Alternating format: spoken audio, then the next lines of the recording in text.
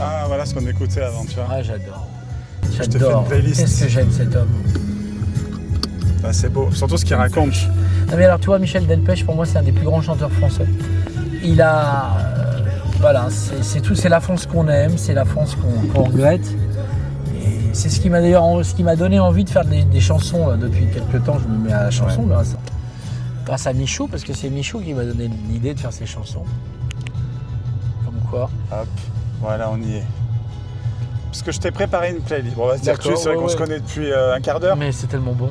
Mais en fait, on te connaît depuis longtemps, en fait, Pierre-Jean. Et je suis très content quand Geoffrey m'a appelé pour me dire « J'ai Pierre-Jean Chalancon, est-ce que tu veux l'avoir en voiture ?» J'ai dit « Évidemment, parce que tu représentes Delpech, tu représentes que j'ai interviewé il n'y a pas longtemps Guichard. Je l'adore, je suis fan de lui. Tu représentes une de mes stars. sans flagornerie. Okay. C'est gentil. Parce que c'est pas mon genre. Mais tu représentes... C'est pour ça qu'ils veulent m'abattre. Oui. Enfin, tu l'as compris. J'ai bien compris ça. Je vais te dire, je suis quand même l'homme à abattre depuis quelques années. Je m'en suis pris plein la gueule. Ouais. Alors comme Macron, quand tout le monde me parle, ils sont tous amitiés, etc. Mais ils m'envoient leurs sbires pour me dépecer de mon argent. Mais alors comment ça se fait? Parce que tu vas nous raconter un peu. Parce qu'on t'a connu sur l'émission sur France 2, Affaires conclues, exactement. Où là, c'est devenu énorme. Mais j'étais bien connu bien avant, puisque ça faisait... la première grosse émission de télé, ça tourne quand? Ça tourne pas pour le moment. Si. Ah, ça tourne? Ah, d'accord. Et tu me dis, il y a des trucs que je peux garder. Ah bah non, je sais pas. La première émission de télé que j'ai... On sort pas. Les premières émissions que j'ai faites, c'était Combien ça coûte, tu sais, avec Jean-Pierre Pernaut. Et puis après, j'ai fait C'est mon choix. Et à chaque fois, c'était des émissions qui ont vraiment cartonné. Ouais. Et puis après, en 97, j'ai fait l'émission qui s'appelait 52 sur la une avec Jean Bertolino. J'ai pas connu. Marion Desmarres, c'était la plus grosse émission de TF1, c'était le dimanche, entre 19 et 20h, et il y avait entre 8 et 12 millions de téléspectateurs tous les week-ends. Et moi, j'étais à l'époque très jeune, et la salle des ventes Drouot m'avait mis en avant, parce qu'ils en avaient marre de montrer des vieux collectionneurs, et moi je suis arrivé comme collectionneur de Napoléon. Et du jour au lendemain, je suis devenu connu. T'as 11 millions et demi de gens qui te regardent pendant une heure, dimanche soir, c'est colossal. Et ça ne m'a pas quitté. Alors que je fréquentais des gens connus depuis longtemps, parce que j'étais très proche de Charles Trenet, d'Aznavour et beaucoup d'autres, et surtout de Charles, les deux Charles. Et d'ailleurs, ça les a amusés. D'ailleurs, il me dit, tu vois, maintenant tu vas être aussi connu que nous, voire plus. Il se marrait. Et moi, je dis, qu'est-ce qu'il me raconte? Mais ça, c'est étonnant, le monde des médias. Voilà. Je sais pas pourquoi je dis ça. Alors justement, tu parles des amitiés. Moi, je t'ai préparé une playlist. D'accord. Qui ne sera pas forcément dans l'ordre. Qui ne sera pas ce morceau.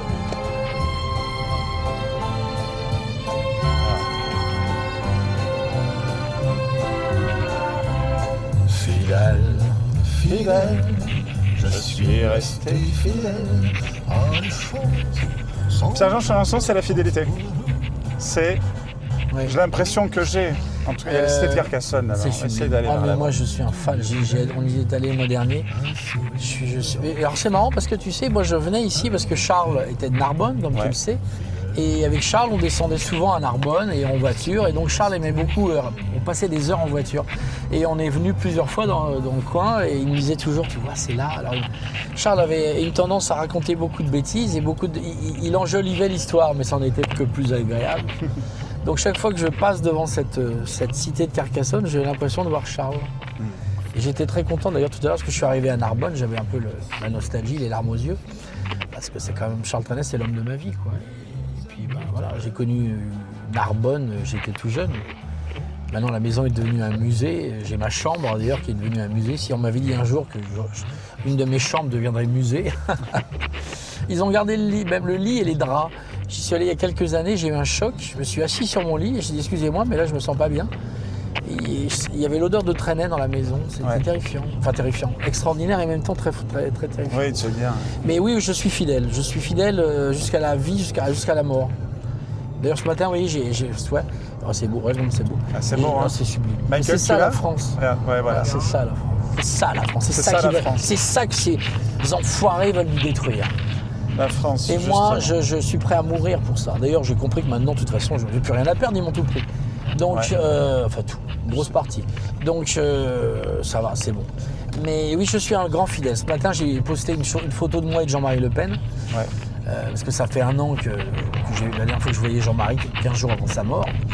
Et les gens disent vous êtes fidèle. Oui, je suis quelqu'un de fidèle. Je serai toujours fidèle à mes amis. Je n'ai jamais trahi personne. Je me suis fait beaucoup trahir. Et je pense que c'est une qualité. Ça peut être aussi un défaut. Mais pour moi, c'est une grande qualité. De mon enfance. Cette France, parlons-en, parce que c'est ça. tout à l'heure on commençait avec c'est ça, Marianne. la France, c'est ça la France. Ouais. C'est Trenet, c'est Aznavour. Moi quand j'étais gamin, que j'allais manger avec Charles, avec mes 2 Charles, ils étaient toujours impressionnés parce que je leur parlais de chanteurs qu'eux avaient connus. Mais comment tu les connais? Mais pour moi ça me paraissait évident. Bon, j'avais comme copain Pascal Sevran. Pascal, on était très amis. La chanson. Voilà. La première fois que je suis arrivé dans les studios avec Jean-Jacques Debout, j'ai tout cassé. Pascal Sevran qui va voir Jean-Jacques, il dit « Jean-Jacques, il y a ton ami, il est en train de casser le décor. Faut lui dire que tout est faux. » J'étais en train de tout détruire. Alors à chaque fois que Pascal me voyait, il me dit « Tu te rappelles, t'as cassé tout le décor en but de Chaumont. » Sevran, c'est un caractère aussi, hein, mais c'est perfectionniste en fait. Oui, mais Pascal, c'est quelqu'un que j'ai beaucoup aimé, beaucoup apprécié. Il me draguillait un peu, j'étais tout jeune, j'avais 18 ans, 19 ans. Il aimait beaucoup les jeunes, et puis bon, je vois que j'étais plutôt mignon. Et on s'est tout de suite très bien entendu. Et Pascal est quelqu'un qui a été très très sympa. Même quand j'avais sorti le bouquin sur Charles Trenet, il l'a présenté à l'époque à l'émission. Enfin, il a fait beaucoup de choses. Et le départ de Pascal m'a fait beaucoup de peine. Parce que c'est quelqu'un que j'appréciais beaucoup et qui était un admirateur inconditionnel de Charles. Et il a donné, voilà, c'est merveilleux avec les chevaux. Il a donné sa chance à tellement de gens, que ce soit Patrick Bruel, que ce soit Patricia Cass, Laurent Gérard. Mes parents, ils sont passés. Ah oui, tu vois. Ouais, mes parents, ils sont passés. Ah mais moi, tu vois, Pascal serait là aujourd'hui, il m'aurait fait venir dans son émission. Et ce qui est terrifiant... Est-ce qu'on l'aurait laissé faire des émissions? Peut-être plus, non, je pense qu'aujourd'hui, il y a longtemps qu'il aurait été viré. Il n'y a plus d'émissions de variété. Voilà, on en parlait autrefois avec Daniel Guichard. Ça a changé, ça aussi. Les émissions de variété, on trouve que les gens sont de plus en plus malheureux parce que forcément... Il n'y a plus d'émissions de variété, mon chéri. chéri. Il n'y a plus de variété. Ou alors c'est hyper aseptisé. Demain, tu es un chanteur. Tu sors une chanson, tu la chantes toute ta chanson, nulle part. Ouais. Même Michel Drucker, que j'adore, il fait une émission avec son divan, là, son truc. Et il n'y a plus d'émissions de variété. Il fait parler des gens. C'est de l'autopromotion de France Télévisions, c'est n'importe quoi. Ouais. Bon, moi j'aurais été élu, j'aurais arrêté depuis longtemps, mais enfin bon. Mais je veux dire, il y a un moment, il n'y a plus d'émissions de variété. Avant, il y avait des grandes émissions. Il y avait le Michel Drucker avec les rendez-vous du dimanche, où il y avait Champs-Élysées. Il y avait les émissions avec Gérard Louvain. Il y avait des grandes émissions de variété. Aujourd'hui, il n'y a plus rien. Et d'ailleurs, mon grand projet, si je reviens à la télévision, et croyez-moi, je vais revenir à la télévision. En tout cas, quand il y aura un changement politique en France. Oui, c'est ça, c'est que ça ne va pas durer. Ça, non, moi, de toute façon... on dirait Toscane. J'exagère un peu. Mais c'est la Toscane. Mais moi, j'adore Florence, j'y vais régulièrement. Et ce que je disais à Charles quand on se baladait ici, c'est que j'ai l'impression d'être en Italie, j'ai l'impression qu'on va... Et d'ailleurs, je comprends que les Italiens, les Romains aimaient tellement cette région. Ouais. Mais oui, la télévision, pour moi, c'est pas une obligation, mais moi, j'ai envie de donner du bonheur aux gens. Et quand je vois l'état de détresse des Français, le taux de pessimisme, de suicide, de faillite, de tout, mais c'est terrifiant. Moi, j'ai connu une France, la France de Charles, que tu as mis, où les gens rigolaient, les gens souriaient, on se marrait, les gens font des tronches, ils rigolent plus, ils sont plus insouciants. Les gens ont tous des problèmes de fin de mois, des problèmes de ceci, des problèmes de cela. Mais c'est terrifiant. C'est terrifiant. Oui, est-ce qu'on est censé progresser? Au contraire, on a là, on ne progresse plus, on régresse d'une façon terrifiante. Les services publics n'existent plus, le service de l'audiovisuel n'existe plus, les écoles, c'est une catastrophe, on n'apprend plus rien. On apprend à parler wesh, on va parler wesh ou double wesh. C'est bon, ça va. Il y a beaucoup de stagiaires qui disent wesh. C'est horrible. Beaucoup de stagiaires qui disent wesh. Ça m'énerve quand j'entends wesh. Pourtant, je suis jeune, j'ai 34 ans. Mais je me dis, mais putain, en l'espace de 10 ans, il y a un truc qui a... en l'espace de... C'est pas compliqué, depuis qu'un qui est au pouvoir, hein, bizarrement, tout a changé. Il n'y a plus trop de valeur. Il y a quand même des chaînes qui se perdent ça. Moi, j'ai acheté le Palais Vivienne en 2015. Ah, parlons-en. Alors attends, parce qu'il y a une musique aussi par rapport à ça. Serge Lama. Napoléon a 10. Je ne me rappelais plus de celle-là. comment est née cette passion de Napoléon? Qu'est-ce qui a été le déclencheur? Je suis né un 23 juin Ouais. à Rueil-Malmaison, 1970. Et c'est la date d'anniversaire de l'impératrice Joséphine. Le médecin accoucheur, chirurgien accoucheur qui accouchait ma mère était invité à la roseraie de l'impératrice Joséphine. Donc je pense que la fée Joséphine et Bonaparte ou Napoléon se sont penchés sur moi. D'ailleurs, j'ai plein d'amis qui sont dans la médiumnie, dans tout ça, qui m'ont dit « mais tu es la réincarnation d'un personnage, tu devrais faire une régression, tu sais, il y a des trucs. » Je n'ai jamais fait, bon, on verra bien. Mais oui, je suis tombé totalement amoureux de cet homme, de la période. Et puis j'en ai fait une passion, j'en ai fait une collection. Et puis maintenant, j'ai décidé de m'en séparer parce que c'est très lourd, c'est très fatigant. Et puis je m'aperçois que la France n'est pas digne que je détruise ma vie pour ces gens-là, quoi. Et j'en ai confirmation les mois derniers quand j'ai fait ma vente chez Sotheby's. Une vente où j'ai vendu quelques objets, loin d'être la totalité de la collection. Et qu'aucun milliardaire français, aucune grande fortune, même pas l'État ne s'est intéressé à ça. Alors que j'avais prévenu le ministère de la Culture, le président de la République, etc. Donc ils aiment bien se la mettre bien profond, parce que tous ces gens-là ne méritent absolument pas Napoléon et l'histoire de France. Et quand je vois la cerise sur le gâteau, le Louvre qui a été... le Louvre, bordel de merde. Ce Louvre parce que toi, contrairement à eux, tu n'as jamais été cambriolé en tout cas. Il n'y a pas jamais de la vie. Ni de fuite d'eau, ni de cambriolage. Non, moi j'ai jamais eu de problème là-dessus. Je sais pas où on va. Et moi j'avais du gaz qui sortait des murs. J'étais un peu comme Louis de Funès, tu sais, dans Le Gendarme Somari, où il appuyait sur des boutons et j'avais de quoi friser les voleurs. Ouais.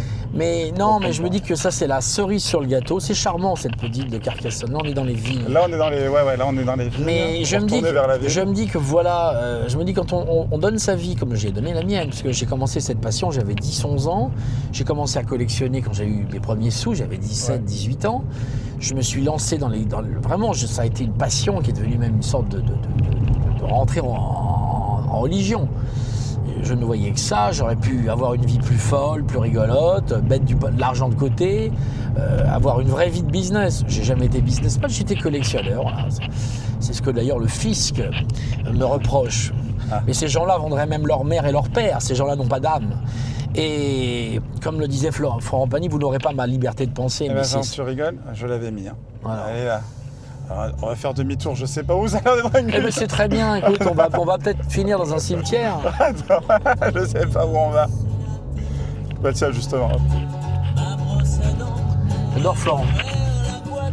Il a du courage aussi, parce c'est que un garçon exceptionnel. Tu l'as vu chez Quotidien là? Non, j'ai pas vu chez Quotidien. Parce que je regarde pas Quotidien, mais... Moi j'y passe, mais ils m'interviewent, ils me font plein de trucs, mais ils m'ont jamais invité. Ils auraient un peu de couilles d'ailleurs. Je lance un message. Dites-moi, Yann Barthès, non pas le député de Carcassonne, qui d'ailleurs me paraît beaucoup plus sympathique que le mec de la télé, petit gauchiste qui gagne 30-35 000 balles par mois, qui est mal coiffé et mal rasé, qui d'ailleurs sentir une mauvaise haleine. Mais vous devriez m'inviter, ça changerait de tous vos bobos gauchistes qui n'ont jamais été dans une cité.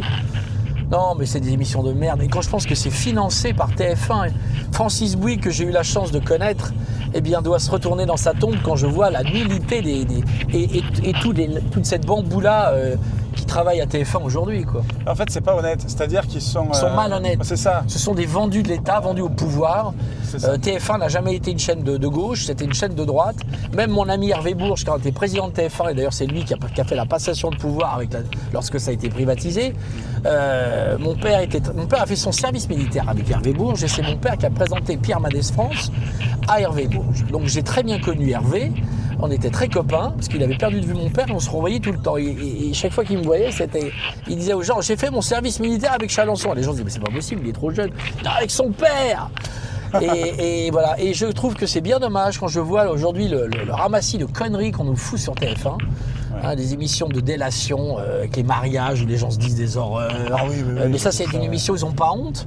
Donc, non, il faut plaire en plus à tout le monde. Mais c'est pour ça que j'aimais bien le service public jusqu'au moment où Delphine Ernotte a pété un câble et Simon Gomez. Non, mais ça, c'est totalement scandaleux aussi. 3 mandats avec un échec financier incroyable. Ah, mais colossal, et une corruption de dingue. D'ailleurs, elle est la première à avoir dit. Là, ils sont en train de. Ils vont finir tous en tôle.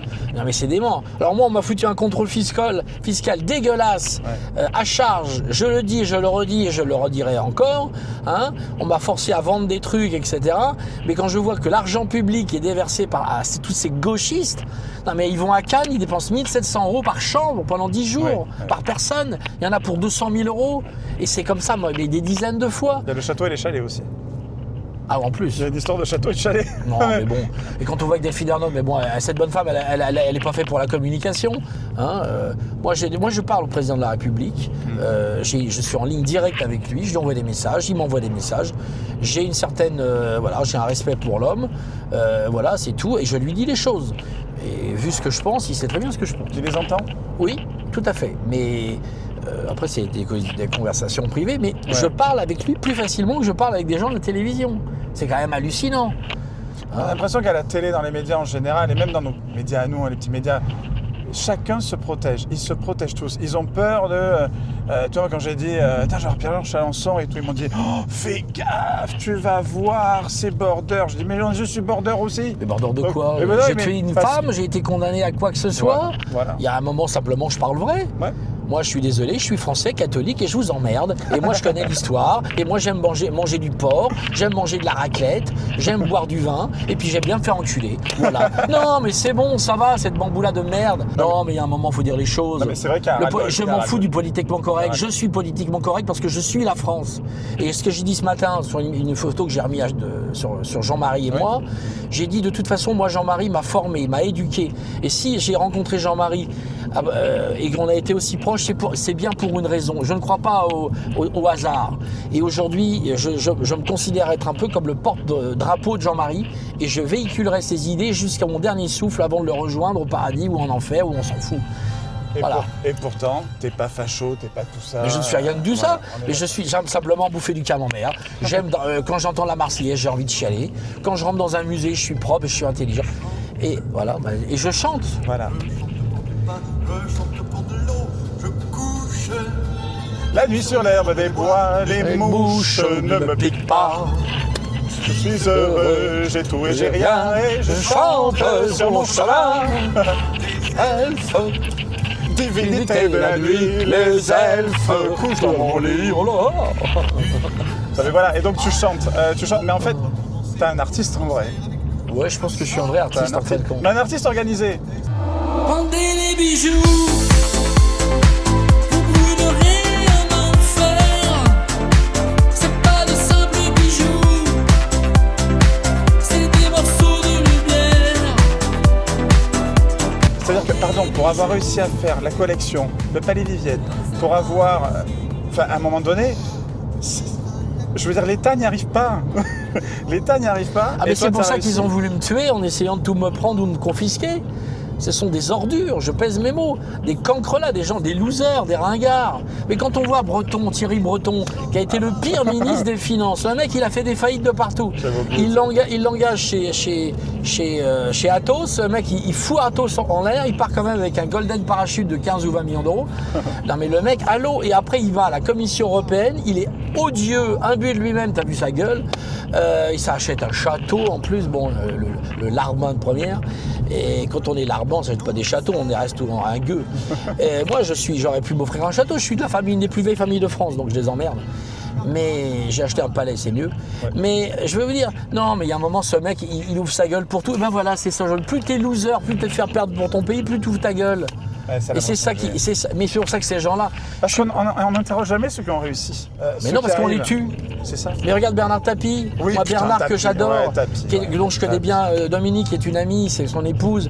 Ils sont formidables. Qui sont des gens extraordinaires. Et Stéphane et toute sa famille, qui sont des gens remarquables. Quand il a pas ça dans quand je vois que Bernard, mais Bernard avait raison, une fois il était à la radio et un journaliste il commence à l'engueuler et Bernard lui dit mais attendez, moi j'ai fait, vous faites rien, vous commentez, c'est facile de commenter, mais quand vous prenez les risques, soit vous ramassez, vous pouvez prendre des... Ben voilà, mais moi je fais, donc ok, c'est normal.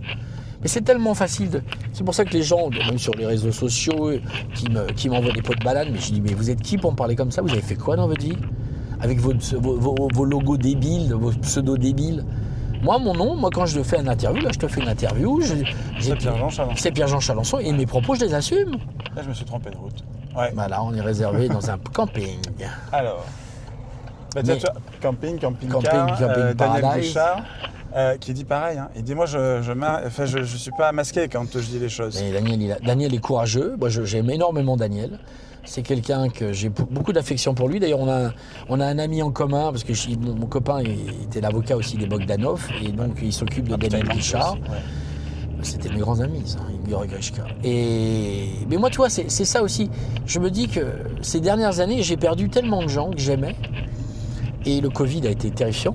J'ai perdu mon papa juste au moment du Covid. Il n'est pas mort du Covid, mais bon, voilà, il est décédé. Ouais. Après, j'ai eu Hermine de Clermont-Tonnerre qui est morte alors que dans un accident terrifiant. J'ai eu Michou, j'ai eu Igor, j'ai eu Grishka, j'ai eu Gonzague Saint-Brieuc, enfin tous mes copains.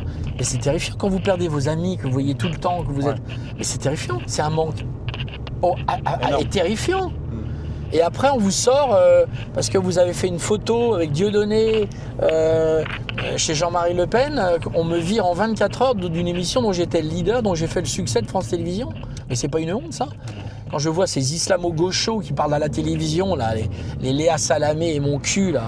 Non, mais c'est une honte, c'est une honte. Et encore, Léa, c'est pas la pire, parce qu'elle s'en prend plein la gueule, c'est ça. Ouais, non, mais elle est vislarde, parce qu'en fait, elle en dit mes trucs. Je la connais pas, en fait, je la connais comme tout le monde. Moi, je l'ai rencontrée 2-3 fois, mais pas désagréable, mais enfin bon, c'est surtout, c'est merveilleux, ça. Et là, il y avait mon ami Norbert Serre qui est enterré là, c'est magnifique. Moi, j'adore. On y est venu la dernière fois, il faisait un froid de canard. On y bouffait une cassoulet. Mais moi, je suis un grand fan de ça. Et je vous dis, quand j'étais enfant, on passait souvent avec Charles devant la cité de Carcassonne. Là, il me racontait plein de trucs, il était dément. Mais oui, je suis triste parce que c'est une France qu'on aime et qui est en train de se faire ratiboiser par des gauchistes. Parce qu'en fait, les gauchistes se sont rendus compte que leur seule porte de sortie, c'était de faire voter les immigrés. Et le Maghreb, ils en ont rien à foutre des Maghrébins, ils sont les premiers à les faire disparaître. Tu sais que je connais beaucoup de gens de gauche qui sont complètement d'accord avec ce que tu dis en plus. Tu sais, moi j'ai beaucoup d'amis. Moi je suis très ami. J'ai plein de copains à gauche ou qui étaient à gauche, des grandes figures de la gauche. Qui ont créé touche pas à mon pote. À mon pote, à mon pote, pas mon sujet. Des trucs comme ça, Julien Drey, etc. Mais Julien, il pense comme moi. Alors que Julien était quand même un. Il se fait défoncer. Moi, quand je dis, attendez, je regarde CNews, il y a Julien Drey, on me dit, mais il n'est pas de gauche. Je dis, putain, mais alors si lui n'était pas de gauche, c'est bon. Je sais pas. C'est lui qui a créé SOS Racisme avec Harlem Désir, il était avec Mitterrand. Moi, vous savez, tu sais qui était un de mes meilleurs. Mais j'étais vraiment quelqu'un que j'adorais, qui est venu plusieurs fois à la maison, qui m'a fait d'ailleurs le plus beau compliment, parce qu'il m'a dit, Pierre-Jean, je t'aime. C'est Roland Dumas. Tu vois, je te dis que j'ai connu Charles Trenet, Charles Aznavour, Charles Dumont, Fred Mellard, le compagnon de la chanson, tout ça j'ai connu. Mais j'ai surtout aussi connu des gens qui avaient été quand même les hommes les plus puissants de France, à une époque où la France était encore glorieuse. Oui. Roland Dumas, Loïc Le Floch-Prigent, j'ai quand même connu des gens sérieux et qui étaient des amis. C'est pas des gens que j'ai rencontrés 2 fois, vraiment des amis. Manger chez moi, qui en partent en voyage, etc. Et quand je vois la nullité aujourd'hui des membres de gouvernement, de tous les dirigeants, mais c'est Michel Alliot-Marie, qui est une grande copine, qui me disait, mais aujourd'hui, plus personne dans les cabinets ministériels n'ont le rang, n'ont le niveau qu'on avait il y a encore 10 ou 15 ans. Donc aujourd'hui, on te met ministre, mais tu ne serais même pas chef de cabinet ou sous-secrétaire des trucs au cabinet. On te met des gens à l'Élysée, mais enfin c'est catastrophique. Quand on voit, je lui ai dit d'ailleurs au président, Macron, mais je dis, mais comme le président, mais quand on voit votre communication, mais c'est catastrophique. Ils vous ont flingué, ils vous ont défoncé. Mais on ne met pas des gens aussi nuls. Je dois relancer les caméras, donc dis ce qu'il y a à dire, parce qu'elles vont s'arrêter là, au bout de 30 minutes. D'accord. Il faut que je les relance. Donc c'est un Pierre-Jean Chalençon un peu en colère, désabusé que vous avez aujourd'hui, parce que je suis triste. Je suis triste parce que j'ai voué ma vie à l'histoire de France. Je voulais léguer ma collection à l'État, je voulais léguer le palais, donc le palais, ça y est, c'est réglé. Maintenant, je suis en procédure avec la banque c'est fou. Ce sont des voleurs qui m'ont... Ça, c'est fou. Ils m'ont escroqué, ils m'ont fait signer des papiers, ils ont fait des faux. Enfin bon, donc là, il y a plusieurs affaires judiciaires, on en a 7 ou 8 contre eux, un avocat véreux, enfin bon, c'est hallucinant, mais c'est hallucinant. Ce sont des gangsters en col blanc. Bon, le problème c'est qu'ils sont tombés sur moi, que je ne vais pas me laisser faire, et que je vais les défoncer médiatiquement, et même s'il faut que j'aille les voir, on va rigoler 5 minutes. Donc ça, c'est une affaire qui est réglée. Mais je trouve que c'est quand même dément qu'un homme comme moi, qui était aussi patriote, qui aimait autant la France, qui voulait tout donner... Qui a fait de mal à personne. Enfin, je n'ai jamais fait de mal à qui que ce soit. J'ai payé tous mes impôts, j'ai payé tout ce que je devais. Après, j'ai été embarqué dans un... Il y a eu le Covid, les machins, des problèmes de refinancement, des problèmes de... Mais attendez, je ne suis pas un criminel. Je n'ai jamais profité d'un seul centime d'argent de l'État. On en parlait à la radio quand il y avait eu le Covid et que tu avais fait une fête, tout ça. Une fête mon cul, j'ai fait un dîner pour Christophe Leroy, il y avait 26 personnes. On est d'accord. C'est bon. C'est hallucinant. Je recevais des invités qui m'ont dit « Mais il y en a à Paris qui font des... Je me arrêtez 5 minutes, ça va. » Et tous les Parisiens, et tous les chefs français qui faisaient des repas chez eux, tu veux que je donne des noms? Et France Télévisions qui, pendant le Covid, faisait des cocktails de plusieurs centaines de milliers d'euros. Et à l'Élysée. Ils sont en train de tomber, ça. Oui, mais ça tombe, parce que c'est la vérité. Moi, je vais vous dire une chose. Ouais. C'est un scoop peut-être, mais moi, j'allais à l'époque à l'hôtel de la Seille. Je suis ami avec Florent Bachelier, qui était le premier questeur, qui organisait des dîners avec champagne, grand vin, maître d'hôtel, etc. Bon, et j'avais Brigitte Macron au téléphone parce que on parlait. Donc le pouvoir s'auto-satisfaisait. Et je vais même dire plus loin. J'ai un de mes amis que je tairai le nom parce que je ne veux pas détruire sa carrière. Mais nous allions dîner dans un restaurant clandestin. À côté du Sénat, et il y avait une quinzaine de sénateurs, lui ancien ministre, etc. Et voilà, un poste important. Proche de la Macronie, très proche, et qui me disait non, excusez-moi, je dois aller sur LCI pour dire qu'il ne faut pas sortir et mettre de masque. Non, mais il se foutait de la gueule. Le mec, il avait passé 2 heures, on était en 20 à table, 15 à table, et après il revenait. Non, mais ça. Non, mais il y a une hypocrisie. Cette période, vous pouvez aller en terrasse, mais à une seule condition, c'est que vous soyez debout. Voilà, c'est ça. Et vous pouvez, asseyez pas. Par contre, vous ne pouvez pas aller dans le restaurant, mais vous pouvez aller dans les boîtes à partout, et là, il n'y a pas besoin de masque. On en avait parlé, ça, à la radio, je me rappelle. Non, mais ils se foutent de la bande de... Non, mais c'est comme la Bachelot, là, tout ça. Mais ce sont des politiques, ce sont des clowns. Enfin, moi, je n'irais pas emmerder quelqu'un qui a les yeux et les oreilles, quoi. Parce qu'ils sont cons. Ils sont très cons.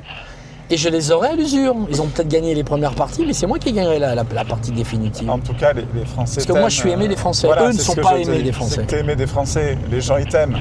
Voilà, moi, à part 2-3 cons qui m'ont dit fais attention. Mais il y a toujours des cons. Qu'est-ce que j'ai fait de mal? Qu'est-ce que j'ai fait de mal? Rien. Est-ce que j'ai tué quelqu'un? Est-ce que j'ai violé quelqu'un? Est-ce que j'ai volé des trucs? Non. J'ai pas une condamnation à mon actif, ça viendra peut-être, parce que maintenant on condamne pour des mouches, on condamne Éric Zemmour alors qu'il dit la vérité. De toute façon, la justice est tellement gauchiste qu'il faudrait les nettoyer aussi, cela. Non, mais d'ailleurs, il va falloir le faire. Non, mais c'est quand même dément. C'est le seul corps dans l'État où ils n'ont pas de compte à rendre. Enfin, ça n'existe pas. On n'a jamais les noms. On n'a pas les noms.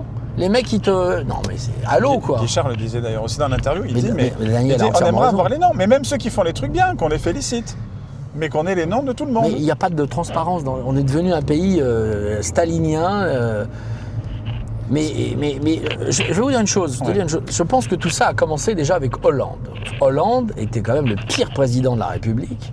Le mec, on l'appelait le président chrysanthème. Il inaugurait des tombes, des attentats. Le mec, il a quand même une maîtresse que je connais, qui est quand même une gauchiste gravissime, qui est Valérie Trierweiler, qui a quand même fait une scène à l'Élysée. Elle a cassé pour des dizaines de milliers d'euros des vases d'époque Empire. Elle a foutu un bordel. Ça a été Elle n'a pas volé les assiettes, elle. Non, elle les a pas volées. Non, mais enfin bon. Mais donc le bordel a commencé avec eux. Ouais.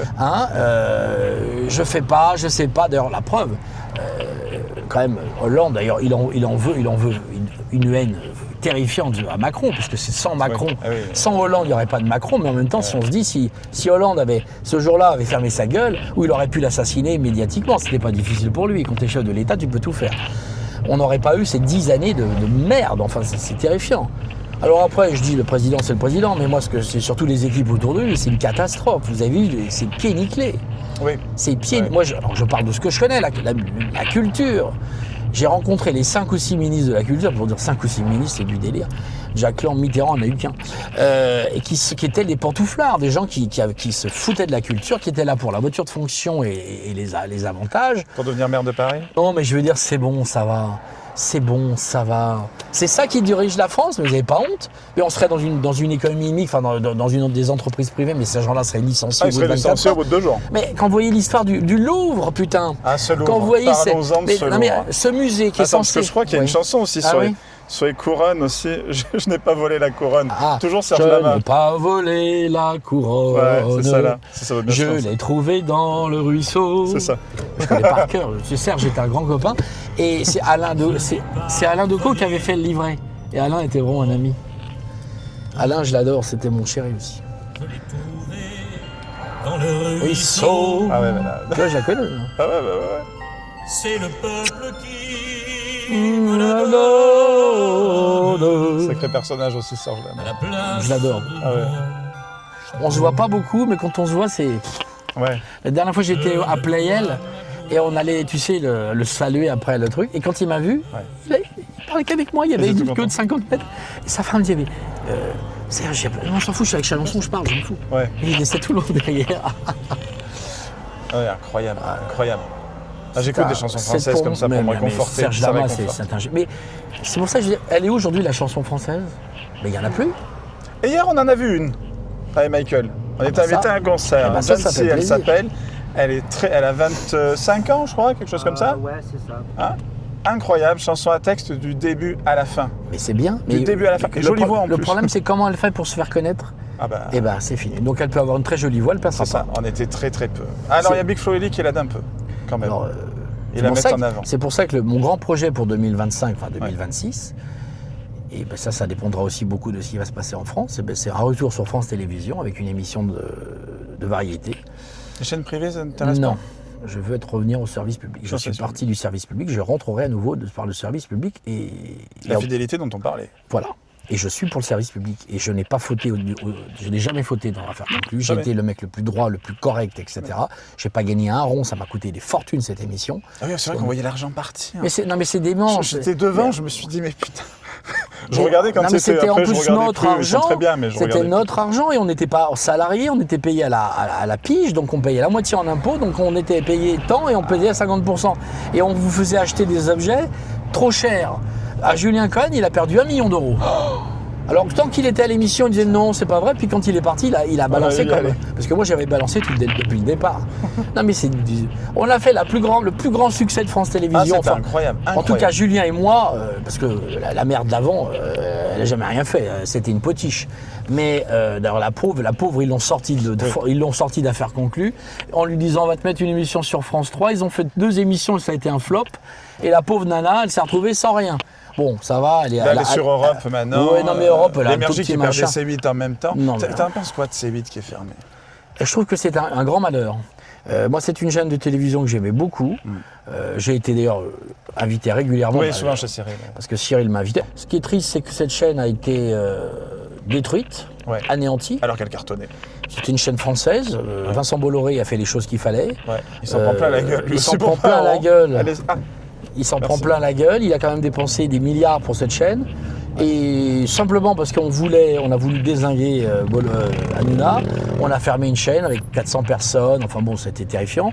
Des boîtes de production qu'on fermait. oui, parce que Et derrière, voilà. t'as les boîtes, t'as Et- tout ça. Et en attendant, Alors ils vont te dire, il y avait Énergie 12. Alors je suis pas complotiste, mais non, mais enfin, Énergie sur 12 Énergie était 12. quand même bien mieux que ce qu'on voit aujourd'hui. C'est horrible les chaînes Oui, qu'ils ont ça remplacées. marche Il n'y a pas. même pas d'audience. Le seul qui sort de toute cette folie, c'est Jean-Luc Reichmann, qui est un mec extraordinaire.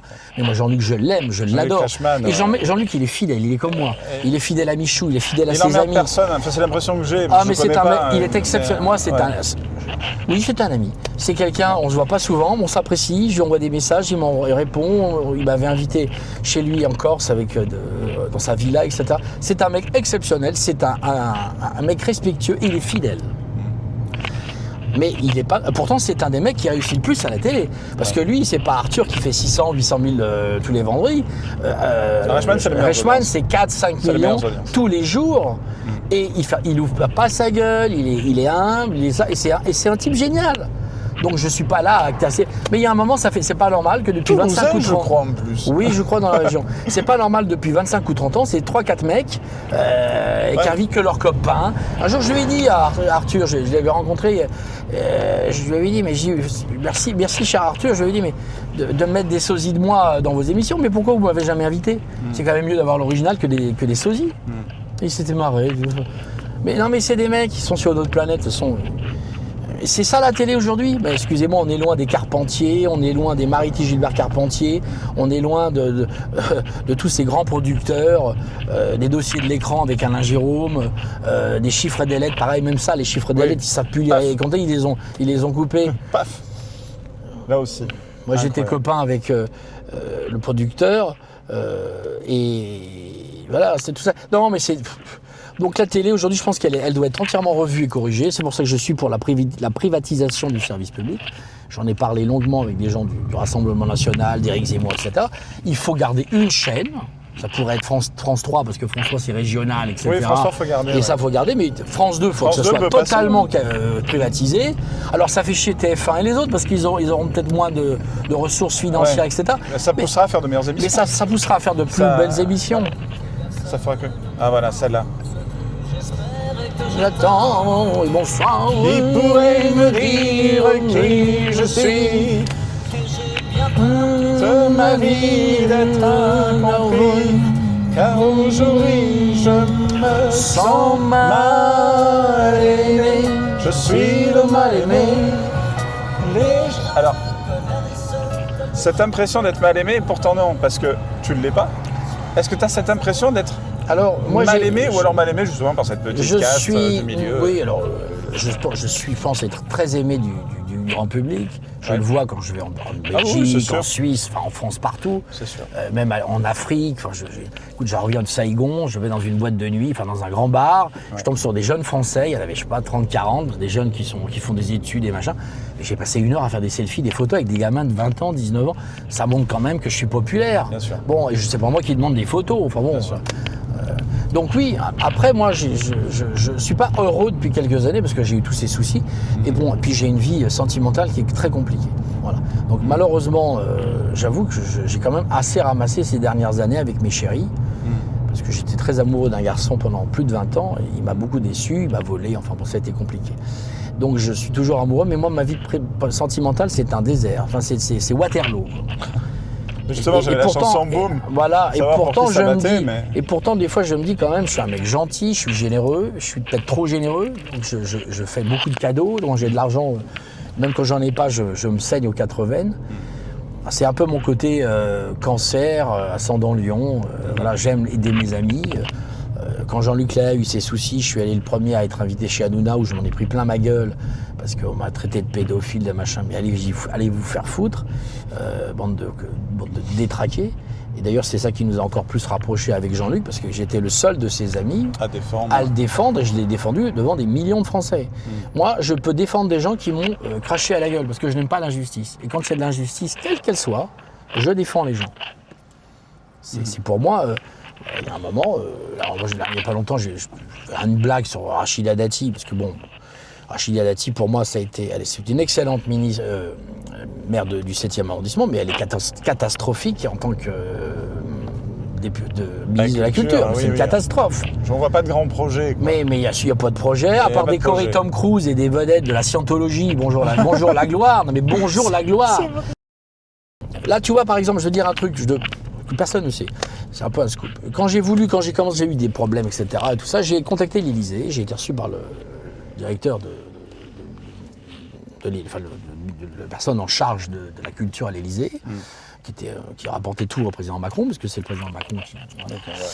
Et je lui dis brut de point les choses. Et puis ça a assez avancé. J'ai été reçu au ministère de la Culture. On dit Monsieur Chalençon, on va vous honorer, on voudrait faire une grande exposition. C'est vrai que vous méritez.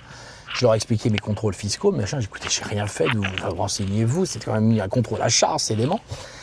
Et donc j'avais tout le temps le président au téléphone. Voilà. Et non, strictement au ministère de la Culture, j'ai eu deux rendez-vous. Et à l'Élysée, etc. Plusieurs rendez-vous. Mon assistant y allait. Et il n'y a rien, ils n'ont rien fait. Et pas de son, pas d'image. La Rachida, j'ai envoyé des messages alors qu'on se tutoyait, qu'on s'embrasse, qu'on était vraiment comme potes, quoi. Pas amis, mais je l'ai supporté. Enfin, j'étais un de ses supporters en 2020, quand il y a eu la mairie de Paris. Enfin, j'étais là, quoi. Elle m'appelait le soir, merci Pierre-Jean. Enfin, on était toi, je la connais, elle me recevait avec sa fille Zora dans son bureau dans la mairie du 7e. Enfin, on a beaucoup d'amis en commun. Et à partir de ce moment-là, il n'y a plus de son, plus d'image. Elle m'a lâché, mais... Et donc, je lui en veux pour ça. Oui, chez Rachida, vous m'avez lâché alors que vous étiez ministre de la Culture, que j'étais le plus grand, je suis toujours un des plus grands spécialistes de Napoléon, et vous avez laissé partir cette collection, vous n'avez rien fait, l'État s'est désengagé. Par contre, vos contrôleurs du fisc m'ont bien mis au cul. Hein, et non, mais il y a un moment, ça va, quoi. Il y a quelqu'un qui... Je sais pas. Ah, mais je crois qu'on vous a reconnu. Ah oui, bah. Ça aurait été Philippe de Villiers, ça ne serait pas passé comme ça. Hein. Les gens j'ai l'impression découvrent Philippe de Villiers. Depuis il y a 2 ans, c'était son conte de Noël. Je sais pas si tu l'as entendu celui-là. Mais moi Le j'adore. conte de Noël qu'il a fait, où il parle de la crèche. Oui, mais la fameuse, il est fantastique. Qui est bien plus grande que ce qu'on peut imaginer. Et moi, quand on traite ce monsieur alors je vais me faire éclate, mais bon, on s'en fout. Je vais te dire, comme toi, j'aurais plus rien à branler. Quand on dit ce monsieur est facho parce que machin, bidule et tout ça, c'est un humaniste. Mais et bien ça, sûr. ça se voit. Ça se voit. Ça s'entend. Tu sais, Philippe de Villiers, moi il c'est quelqu'un que j'adore. Il n'a pas une once de racisme, une once il n'a rien de Tu tout sais ça. ce qu'il a fait pour moi, Philippe de Villiers? Eh bien, en 2003... Ah, mais ça va, je me suis trompé. Oh là là, mais ils sont tendus. Ouais, c'est un gauchiste. Et en plus, elle s'est trompée aussi. Il m'a organisé une exposition à La Roche-sur-Yon pour le bicentenaire Napoléon Ier. C'était Chirac qui était président de la République. Chirac a rien fait. Villepin, ils n'ont rien fait. Alors lui, Villepin, il y aurait de quoi aussi raconter. Hein. Parce que celui-là, il donne des leçons de morale, mais il est pas mal, sa collection... Comme tu dis, marre des privilèges, alors que c'est un des plus... Non, mais je n'en peux plus. J'ai plus rien à perdre. Qu'est-ce que vous voulez qu'ils me prennent de plus? La liberté de penser. Vous savez, moi, ma vie est faite. Hein. J'ai 55 ans, bientôt 56. Qu'est-ce qu'il y a? C'est un coup de doigt, n'arrête pas. Moi, j'ai 55 ans, je vais avoir 56 ans. C'est pas à moi qu'on va donner des leçons de morale. Hein. Non. Et moi, par contre, je connais beaucoup de dossiers sur beaucoup de gens. Donc, s'ils veulent qu'on s'amuse, on va s'amuser 5 minutes. Hein. J'en connais sur tous les mecs. Hein. Et ça pourrait faire très mal. Moi, je m'habille pas en petite fille ou je fais pas des trucs à l'Élysée. Hein. Donc, il y a un moment, ça va, quoi. Ils s'amusent à l'Élysée. Ils ont tous fait ça. Là. Si Strauss-Kahn avait été à l'Élysée, au moins, on se serait marré, parce que lui, au moins, c'est un mec qui aime le cul. J'adore Dominique Strauss-Kahn, c'est un type extraordinaire. On se parle de temps à autre, là, il est vraiment génial. J'adore Dominique Strauss-Kahn. Il devait être président. Quel dommage. Très belle chanson. Des siècles d'or, d'histoire et d'âme.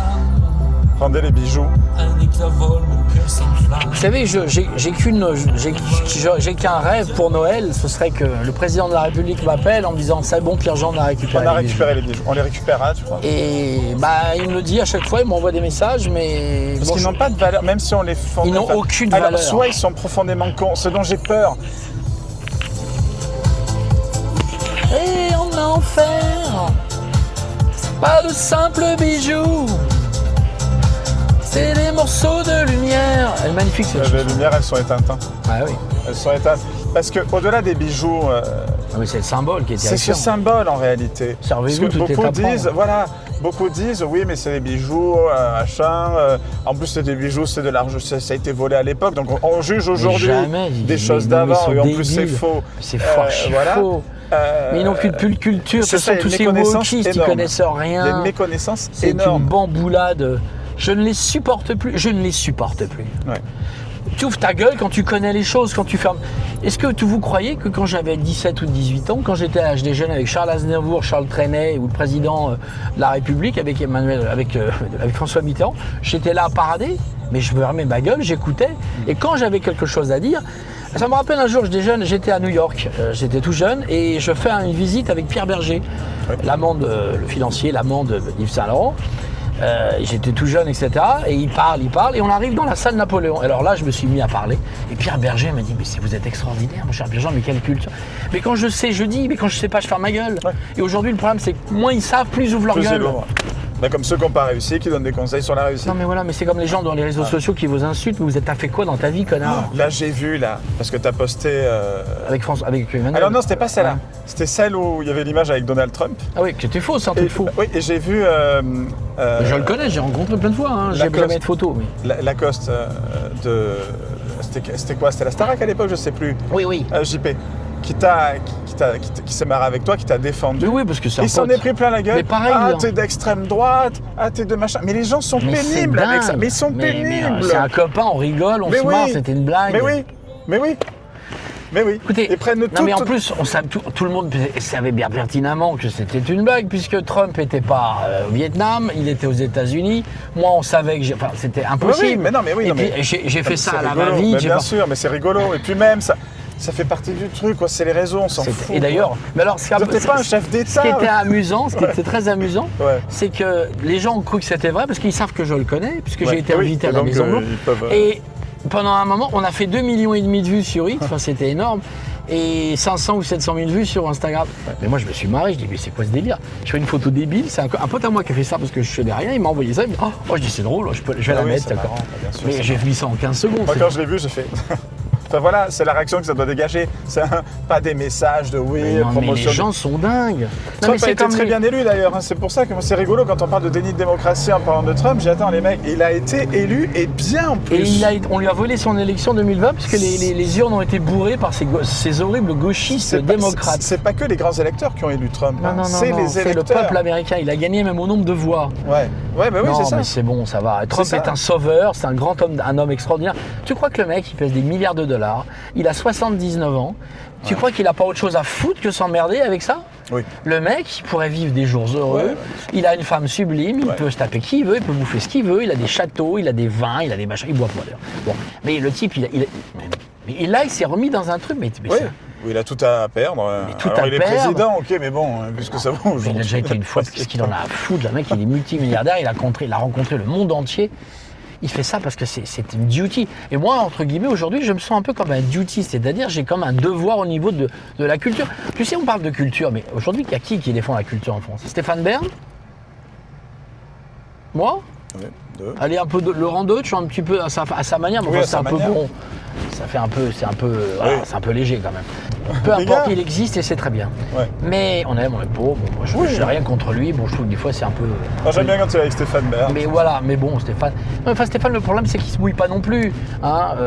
Aujourd'hui, il a lâché les Macron, mais enfin, en attendant, il est toujours à leur faire des petits discours, des trucs. Il se fait inviter tout le temps à l'Élysée ou dans les dîners. Donc, il y a un moment, vous savoir ce que t'es dans quel camp. Moi, excusez-moi, on m'a jamais vu à l'Élysée avec ces gens-là. Bon, même si j'ai déjeuné avec Brigitte Macron à l'Élysée, même si j'avais des rendez-vous.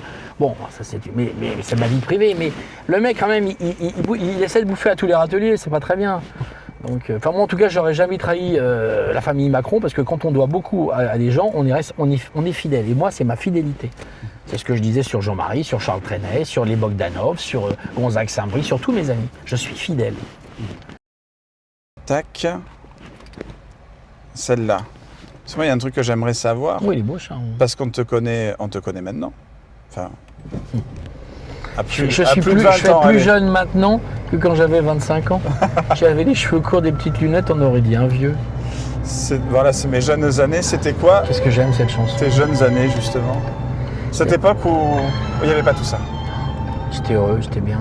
J'avais mon papa, ma maman. Ouais, J'étais fils de divorcé, donc c'était quand même déjà une vie compliquée, ça commence difficilement. Parce déjà. qu'aujourd'hui, sur une classe de 30, il y a 2 qui sont avec des parents qui ne sont pas divorcés, et maintenant les 4/5e sont tous divorcés. Ouais. Et un taux d'immigrés, une immigration, ils sont tous jaunes, vert, bleu. Voilà. Donc pour apprendre le français, les niveaux d'études, bonjour le niveau. Mais moi, j'ai pas eu ce problème. Mais bon, pour moi, c'était compliqué d'avoir un papa et une maman qui vivaient pas ensemble. Donc j'en ai souffert, bien sûr. Mais j'ai eu des parents aimants, généreux, et j'étais pas mauvais à l'école, je travaillais plutôt bien, mes profs m'aimaient beaucoup. J'étais excellent en histoire, en sport, en français, pas très bon en maths, mais bon. Ouais. Et j'ai adoré ma jeunesse. Et puis j'ai connu Charles, ma jeunesse c'est Charles Trenet, c'est Aznavour, c'est Fred Mella, c'est tous ses amis, c'est Gilbert Rozon, c'est tous ces gens qui sont partis. C'est mes amis de New York, c'est mes copains qui sont aussi beaucoup morts du sida dans les années 90. C'est une période chérie à mon cœur. Et puis j'étais plus jeune. Dans une vie, je crois qu'on n'a pas une vie, on a des vies. C'est comme les chats, tu sais, on dit, on a des... dans la mythologie, Ouais, on dit qu'on a 7 ou 8 vies, ou je sais pas. Malheureusement, nous, on a une vie, mais en fait, on a plusieurs vies. Ouais. Et là, j'ai eu, ces derniers mois, là, quand je suis parti du palais, je suis parti d'ailleurs très sereinement, j'ai dit, ça y est, c'est une nouvelle vie qui s'offre. Et là, je pense que je vais m'installer de plus en plus en Asie. Je vais essayer de monter des choses là-bas. Je vais essayer, toujours en restant en France, puisque j'ai le projet. Oui, voilà, j'allais te dire ça. J'ai un énorme projet pour l'année prochaine d'un one-man show. Yes, ouais, ok. Qui que je vais coécrire avec 2 auteurs très importants, Ouais. Olivier Lejeune, qui est un de mes grands amis, qui a eu malheureusement des problèmes de voix, donc maintenant il va s'atteler beaucoup à l'écriture, etc. Un grand ami de Patrick Sébastien. Et puis François Bernheim, que j'adore, qui a aussi écrit pour Sandrine Saroche, etc., qui est un vieux de la vieille, qui a commencé avec Eddie Barclay, qui est drôle, que j'adore. Donc là, on va écrire un one-man show dans les mois à venir, que je commencerai à faire tourner pour l'été, pour faire un tour de France à partir de la rentrée prochaine. Ça, c'est mon... Très bonne nouvelle. Ça. Oui, ben ça, tu es le premier à le savoir. Très très bonne nouvelle. Et ça s'appellera la folle histoire de France ou Chalencon en liberté. Donc, ça sera 1h30 d'histoire. Ouais. Mais à un an de l'élection présidentielle, je pense qu'on va pouvoir rigoler. Ça sera entre des proches et Thierry Leluron. Ouais. Donc, je vais flinguer à mort, mais avec de l'humour, sans méchanceté. Et puis je donnerai quand même un peu d'histoire de France. Donc c'est un spectacle où les gens pourront venir en famille parce qu'on va apprendre plein de choses sur l'histoire de France. Ouais. Ça sera de Napoléon ou de Louis XIV jusqu'à aujourd'hui, enfin l'histoire contemporaine. De Napoléon à Macron, tu vois, un truc dans ce genre-là. Et donc ça sera assez drôle, il y aura des points de similitude. Oui, voilà, il va y avoir des... Il y aura des trucs, il y aura des anecdotes sur affaires conclues, il y aura des images de ma vie, un peu drôles. J'ai quand même été le dernier fiancé de Régine, c'est pas rien quand même. J'ai une vie quand même démente, quoi. Ouais. J'ai quand même connu tous ces gens comme Woody Allen, qui venait y retourner chez moi au Palais Vivienne, son dernier film. Enfin bon, j'ai quand même une vie de dingue. Donc j'ai envie de faire partager ça, et je pense que ça peut être un spectacle qui plaise. Je ne suis pas Dieudonné, donc je peux encore me produire dans des interdits, mais ça deviendra. Ça peut arriver. Hein. Tout est possible avec ces tarés. Quand les fous ont pris la direction de l'hôpital, enfin les fous ont pris le contrôle de la France, quoi. Donc voilà. Donc là, je suis vraiment prêt à faire ça. C'est vraiment mon but pour cette année. Et puis c'est grâce à ces garçons que j'ai rencontrés, les deux têtes. Les deux têtes formidables. Qui m'ont vraiment. C'est une rencontre extraordinaire. Et je remercie Michou parce que sans lui, c'est lui qui va donner l'idée de chanter. Parce qu'au départ, je savais pas que j'étais chanteur. J'avais une voix. Et j'en suis quand même à 8 ou 9e chanson. Et puis, les premières, c'était un succès d'estime. Mais celle-là, on a fait plusieurs millions de vues sur tous les réseaux. Ça a été diffusé à peu près partout. Ça monte. Là, je ne suis pas chanteur. Là, on est à près de 70 000 vues sur YouTube en 3 semaines. Je te dis pas les plateformes. Noël arrive, le Nouvel An, ça va être la chanson. Ah ouais, bien sûr. Et, je suis désolé, mais il n'y a pas beaucoup de chanteurs avérés, que ce soit Étienne Dao, ou je sais pas quoi, ou Marc Lavoine, ou Sylvie Vartan, même aujourd'hui, ils font pas 70 000 vues sur YouTube en 3 semaines. Hein. Et pourtant, ils aimeraient bien. Donc moi, je l'ai fait. Ça fera chier nos amis gauchistes, mais je les emmerde. Et je prépare cette nouvelle chanson d'anniversaire, une chanson d'anniversaire plus festive, drôle, qu'on va enregistrer là. Et une chanson de Noël aussi, mais ça c'est autre chose. Mais la chanson d'anniversaire, je pense que ça va être un vrai boom, comme dirait Charles. Et pour finir, si on doit finir, Charles Trenet, qui restera l'homme de ma vie, qui est l'homme de ma vie, avait écrit un poème qui s'appelait « Fais ta vie ». Il a trouvé le poème tellement bon qu'il en a fait une chanson, qui est le titre d'un de ses derniers albums. Et quand on écoute la chanson, mais c'est fou, c'était prémonitoire, parce qu'en fait, il explique que je suis talentueux, et que j'emmerde les gens, et que les gens me jalousent, et donc ils essaient de me faire tomber, etc. Et cette chanson, je l'ai réécoutée il n'y a pas longtemps, je me suis mis à pleurer, parce que voilà. Et Charles est un visionnaire, et c'est tellement ce qui m'arrive dans ma vie, mais en même temps, je suis heureux, je suis un troublion. Moi, je n'ai pas besoin d'un palais pour être heureux. Je peux dormir dans une petite chambre. Je suis comme l'empereur. Toute pièce où je réside, devient un palais. Il faut être optimiste. J'ai des projets extraordinaires à l'étranger, en France aussi avec ce One Man, ces chansons. Le ciel s'éclaircit pour moi dans les médias. En tout cas, j'ai des amis qui devraient prendre le pouvoir bientôt.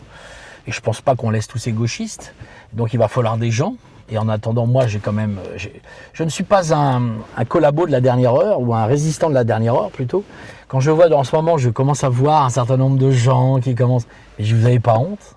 Mais voilà, c'est ce que j'ai dit la dernière fois à certains amis du Rassemblement National. Je dis quand même ça devient grotesque. Les mecs, ils s'imaginent que vous avez tellement peur de... oui. Moi, j'ai rien demandé, je leur fais rien au truc. Mais je sais que la roue tourne. Et que les Français même, c'est le principal. Merci beaucoup Pierre-Jean. Affaire conclue. D'avoir été affaire conclue, exactement. Sur toutes les plateformes, vous tapez Pierre-Jean Chalencon, vous l'avez direct, allez-y. Et c'est que du bonheur. C'est que du bonheur et putain ça fait du bien. Voilà. la voiture est pleine de buée. Oui, ça se termine en sauna. Ça se termine en sauna, exactement. Charles Trenet, il adorait. Alors, le sauna, il avait un sauna, Charles. Ouais. Alors, il me dit, mais mon chou, viens, on va aller dans le sauna. Alors, mais Charles, tu vas tout seul. Il était tout nu. Ouais. Et je dis, non, moi, je peux pas, Charles, je peux pas être tout nu. Oh, il me dit, on va te trouver un maillot de bain. Et il avait cette. On a tellement ri avec Charles. Moi, ça a été. Les gens se disaient toujours, mais qu'est-ce qu'un gamin de 16, 17 ans fou avec un monsieur de 75 ans, 80 ans? Eh ben, je vais dire un truc, c'était mon plus beau copain. Ça a été l'homme de ma vie, ça a été mon pote de la vie. Et cette folie que j'ai, cette passion que j'ai, je la dois à Charles. Ouais, là. Et je dis toujours, la dernière fois que j'ai vu Charles, c'était à l'hôpital Henri Mondor, il était dans un coma. Et je l'ai serré contre mon cœur, je l'ai embrassé, il sentait bon, il était merveilleux. Et je lui dis, je t'aime, on se reverra un jour, et je n'ai plus peur de mourir. Donc voilà, et je pense que tous ces gens qui sont là-haut m'aident. Quelqu'un m'a dit la dernière fois que j'avais des fées. Oui, je pense qu'il y a Michou, il y a Charles, il y a Igor, Grishka, il y a Gonzague, il y a tous mes amis parce que je parle d'eux tout le temps. Et ils meurent, ils ne sont pas morts. D'ailleurs, mes amis, je n'enlève jamais le téléphone. Et des fois, j'ai des frayeurs parce que je vois Gonzague, Saint-Brie, téléphone, Hermine, téléphone. Parce qu'en fait, ils réattribuent les téléphones. Et plusieurs fois, il m'est arrivé de leur envoyer un message. Je dis, c'est toi? T'es là? Et les gens me disent, mais non. Parce que je me dis toujours qu'on ne sait jamais. Mais je suis quelqu'un de fidèle. Voilà. Nous nous reverrons un jour ou l'autre. Ouais, bah, la chanson de Thierry. Vraiment des j'adore. petits, Profitons-en. profitons-en. Pardonnez-vous, un jour n'importe où. Je promets que j'y Tu serai seras sans sans faute. Et je pourrais même À terminer Noël comme à la Pentecôte. à la Pentecôte. Mais j'adore. Et Aznavour, un jour, comme ça, on déjeune avec Charles à Lousteau, à Beaumanière. Il y avait Jacques Pessis, il y avait Fred Mella, des compagnons de la chanson. On avait un peu picolé, on avait Charles Delabarque. Et Charles, Aznavour, il me dit, mon cher Pierre-Jean, je voudrais vous dire quelque chose. Je dis, oui, qu'est-ce qui se passe, Charles? Vous savez, mon cher Pierre-Jean, c'est vous qui m'avez inspiré, j'habite seul avec maman. Je dis, c'est pas possible, Charles, j'étais pas né. Vous avez raison, c'était prémonitoire. Et moi, j'aime cet esprit, c'est l'esprit de la France. Et quand on a vécu avec des gens aussi brillants, je dis pas que je suis brillant, mais c'est quand même que je dois avoir quelque chose. Parce Oui, que, quand même. c'est pas par hasard. C'est pas par hasard, C'est pas et par si j'en ai hasard. pas rencontré qu'un ou deux, puisque jusqu'au président des États-Unis, jusqu'à enfin tous ces gens que je rencontre, c'est étonnant, quoi. Quel roman que ma vie, voilà. Le roman, on l'appellera comme ça, le roman de la vie de Pierre-Jean Charest. Voilà. C'est un titre un peu long, mais il est pas mal. C'est pas un Il est roman pas mal. pornographique, hein, ni un thriller, il n'y a pas d'assassinat. Même si on essaie de m'assassiner. Merci à toi. beaucoup, Pierre-Jean. Hop.